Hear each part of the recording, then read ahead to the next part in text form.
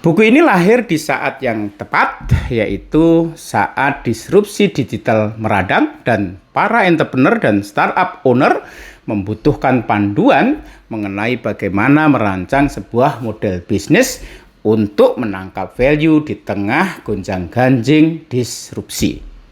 Tak mengherankan jika buku ini sangat populer di kalangan entrepreneur bisnis digital yang tumbuh menjamur selama 15 tahun terakhir. Teman-teman, kehebatan buku ini terletak kepada simplicity, karena buku ini berhasil merumuskan sebuah tools untuk mendesain sebuah model bisnis secara sangat simple, mudah namun komprehensif, yaitu dengan menggunakan template yang disebut template bisnis model Canvas. Dengan menggunakan model bisnis Canvas, buku ini menawarkan 9 elemen kunci yang dibutuhkan entrepreneur untuk membangun sebuah model bisnis yang solid. Oleh karena itu, konsepnya sering disebut model 9 block. 9 elemen ini digambarkan dalam template 1 halaman saja, sehingga sangat simple dan mudah digunakan.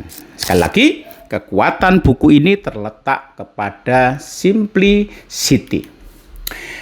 Mari kita bahas sekilas 9 elemen dari bisnis model Canvas ini. Yang pertama adalah customer segment, yaitu mensegmentasi pasar, menetapkan segmen yang ditarget, dan kemudian memahami karakteristik dan perilaku segmen yang ditarget tersebut. Ya. Contohnya Apple. Segmen konsumen yang ditarget Apple adalah para pembeli produk-produk Apple, ya, seperti iPhone, ya, subscriber layanannya seperti Apple Music, atau juga apps developer. Itu customer-nya atau customer segmennya. Langkah kedua adalah value proposition, yaitu mengidentifikasi bagaimana perusahaan mencipta value dengan cara memberikan solusi kepada kebutuhan dan keinginan konsumen. Apple misalnya mengusung value proposition yang luar biasa, yaitu high-end product and experience yang pertama. Yang kedua, ekosistem Apple, dan yang ketiga adalah akses ke pengguna Apple. Langkah berikutnya adalah mengembangkan channel, yaitu bagaimana value proposition yang sudah kita rumuskan, kita sampaikan ke konsumen melalui saluran komunikasi, saluran distribusi, dan saluran penjualan atau selling. Contohnya Apple sekali lagi mengembangkan saluran distribusi secara offline via Apple Store, dan secara online via App Store atau iTunes. Langkah keempat, teman-teman, adalah customer relationship, yaitu membangun koneksi dan relasi dengan konsumen sehingga tercipta kedekatan emosional. Contohnya Apple sekali lagi melakukan ini dengan menciptakan customer evangelism, di mana konsumen Apple menjadi fanatik terhadap produk-produk Apple.